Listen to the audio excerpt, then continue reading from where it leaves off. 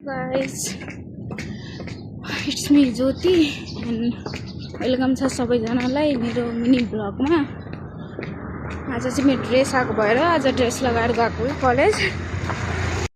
हिँड्दा हिँड्दै कस्तो थाकेको थिएँ कि म यस्तो फास्ट हिँडिरहेको थिएँ नि म आज लेट भएर होला के म यस्तो फास्ट हिँडिरहेको थिएँ टाइम नभएर छिटो छिटो हिँडेको के मेरो सास यस्तो फुलेको थियो पुरै छोडिदिनु अनि यस्तै म आइपुगेँ मानेश्वर चोकमा अनि भर्याङ चढ्दै अनि पुल क्रस गरेँ मैले।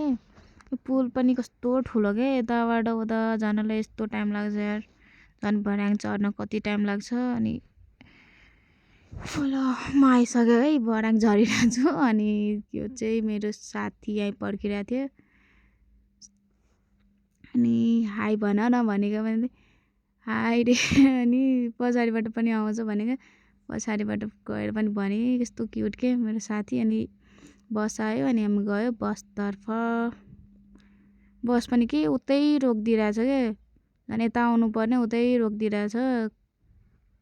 बसमा पनि कस्तो भिड थियो के चढ्यौँ हामी यहाँ गाडीको क्याबिनको सिट मात्रै खाली भएर क्याबिनमै बसेँ अनि कस्तो गफ गर्दै गइरहेको थियो क्या हामी। यो साथीसँग फेरि जति गफ लाग्न सक्दैन मेरो गफै सक्दैन कि यो साथीसँग जति नि बोल्न सक्छु म फेरि अरूसँग बोल्न सक्दिनँ त्यतिकै मलाई गफ आउँदैन अरूसँग बोल्दा के। अनि यो साथीसँग जति नि बोल्न सक्छु के। यो आन्टी के कस्तो हेरिराख्नु भएको थियो कि हामीलाई अनि के कुरामा हाँसिरहेको थियौँ हामी अनि आन्टी पनि हाँस्नु भएको थियो हामीसँगै के कुरामा हाँसिरहेको थियो थाहै भएन के। यो चाहिँ फ्राइडेको भिडियो अनि आज शनिबार चाहिँ म भोइस ओभर गरिरहेको छु त्यसैले बिर्सिरहेको छु के कुरामा हाँसेको थियो। यस्तो गफ गर्दै कस्तो मजा आउँछ क्या जानलाई पनि साथी भएपछि कस्तो मजा आउँछ जेमा पनि के। यस्तै गफ गर्दै हामी आइपुग्यौँ बस स्ट्यान्ड सानेपा अनि झर्ने बेलामा कस्तो भिड थियो क्या। अनि झऱ्यौँ हामी गाडीबाट अनि हामी लाग्यौँ कलेजतर्फ। यहाँ पनि सिँढी चढ्नुपर्ने यार सिँढी चढ्दा चढ्दै मेरो खुट्टा दुखिसक्यो अनि यहाँबाट कलेज जानु पनि यस्तो गाह्रो छ मलाई यस्तो हाइटमा छ क्या अनि चढ्दा चढ्दै हिँड्दा सास फुलिन्छ क्या मेरो झन् म नहिँड्ने मान्छे त्यति हिँड्दिनँ क्या त्यति म। अनि उस एउटा साथी के अगाडि गइरहेको थिएँ ऊ चाहिँ कालीमाटीबाट चढेको कि हामीसँगै आएको। हामी आज ड्रेस लगाएर जाँदा कि गार्ड दाइले ड्रेस भयो नानी तिमीहरूको अनि भयो दाई अनि कस्तो हाँस्नु भएको थियो कि आज फर्स्ट टाइम हेरेको यो गार्ड दाई यस्तो हाँस्नु भएको के 3-4 दिन भयो त्यस जहिले चाहिँ चुप लागेर बसेको मात्रै देखेको थिएँ आज फर्स्ट टाइम यो गार्ड दाई हाँसेको देखेको थिएँ म। अनि हामी लाग्यौँ क्लासतर्फ अनि क्लास पनि आइसक्यो नजिकै अनि आयौँ हामी क्लासमा सर आइसक्नु भएको थियो कि म्याम लेट भएको थियो नि आज हाम्रो त अनि म्याम उहाँ चाहिँ हाम्रो म्याम त्यही ब्रेक टाइमको भिडियो हिजो टी सर्ट दिनुभएको थियो नि त्यो टी सर्ट चाहिँ साइज भएर फिर्ता गर्नु पर्यो चेन्ज गर्नु पर्यो भनेर हामी लाग्यौँ रिसेप्सनतिर। रिसेप्सन पनि गयो कस्तो माथि 3rd फ्लोरमा रहेछ अनि यहाँ पनि सिँढी चढ्नुपर्ने क्या।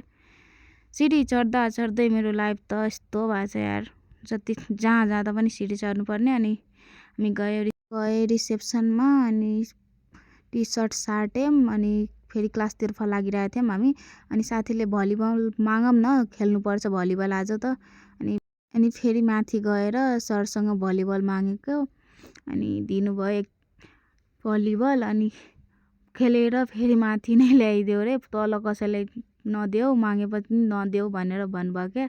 अनि हस् हुन्छ भनेर हामी लाग्यौँ क्लासतर्फ अब क्लासमा टी सर्ट राख्ने अनि त्यहाँबाट फेरि ग्राउन्डतिर लाग्यौँ हामी।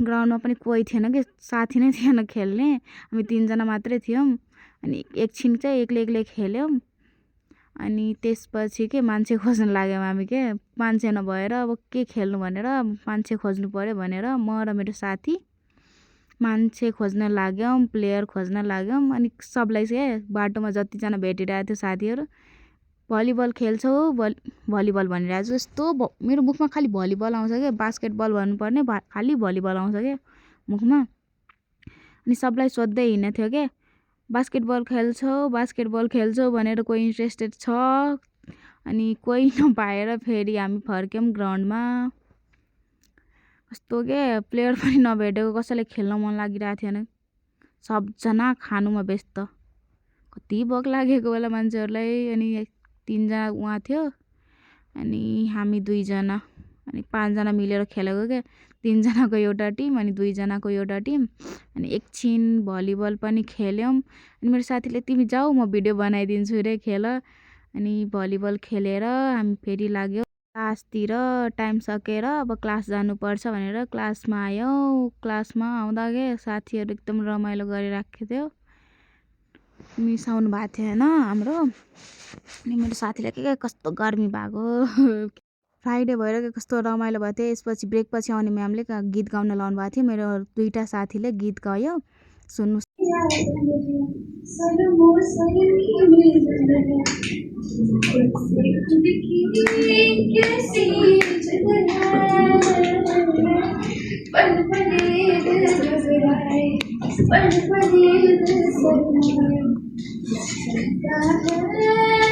कुछ कर जाए ऐसी पहेली दिल मर जाना इश्क में जल्दी बड़ा जुर्माना सब्र कर मेरे यार जरा सांस तो ले दिलदार चल फिक्र न गोली मारे यारी पीछा होले होले हो जाएगा प्यार होले होले सजाते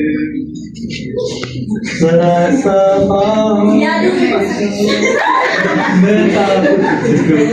मेरी जावे पना मेरी जावे पना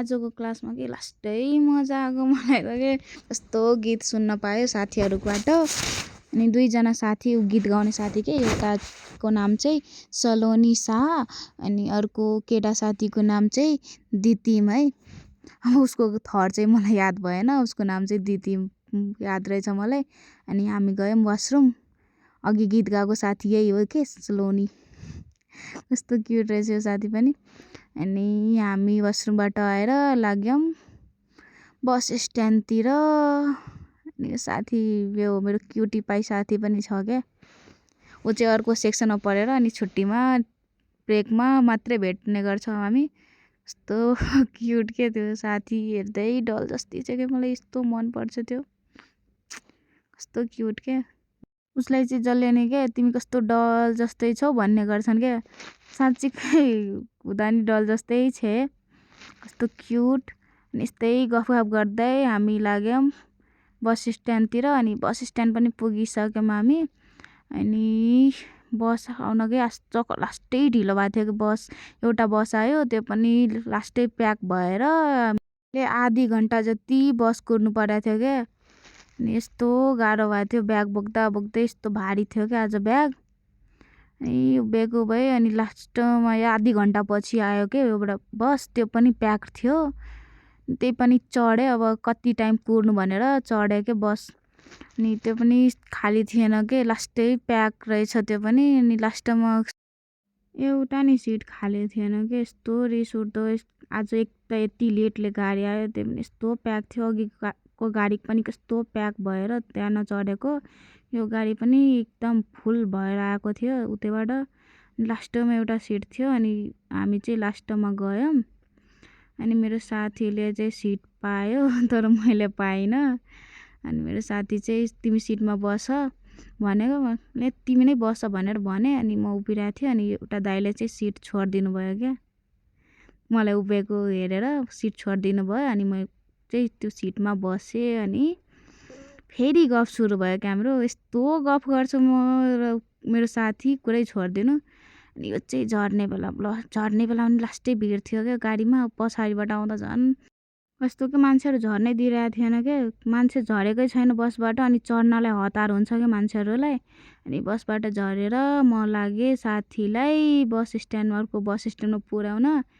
यस्तै गफ गर्दै अनि मेरो साथी के पार्कमा मान्छेहरू बसिरहेको थियो नि, कस्तो जिस्किरहेछ भनेर भनिरहेको थियो कि मान्छेहरू कस्तो जिस्किरहेछ पार्कमा बसेर।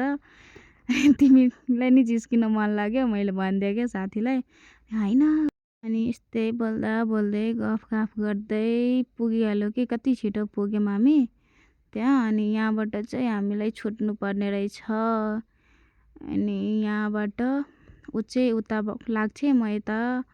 अनि बाई गरेँ हामी। अनि बाई गरेर ऊ चाहिँ रोड क्रस गरेर उता गएर अर्को गाडी चढ्छ अनि जान्छ घर। अनि म चाहिँ लागेँ आफ्नो रुमतर्फ। यही बाटो भएर रुम जान्छु। अनि बाटोमा चाहिँ एउटा कस्मेटिक पसल छ क्या, कस्मेटिक पसल देख्ने बित्तिकै म छिरिहाल्छु क्या। केही लिँदिनँ भनेर पनि कस्तो मन लाग्छ क्या। अब छिरेपछि केही न केही लिन नै मन लाग्छ। अनि म नेल पलिस खोज्न गएको थिएँ क्या, एउटा ब्ल्याक कलरको पुरै पसलमा एउटा नेल पलिस थियो क्या। अनि लास्टमा त्यही लिनु पर्यो मलाई। अनि नेल पलिस लिएँ। अनि फेरि लागेँ म आफ्नो रुमतर्फ। अब रुमतर्फ जाँदै खुट्टा दुख्यो क्या, यस्तो टाढा छ मेरो रुम त्यहाँबाट। अनि चाहिँ अब नजिक आइपुगेँ, रुमको नजिकै। अनि बाई हस्त भेटौँला फेरि भोलि अर्को ब्लगमा।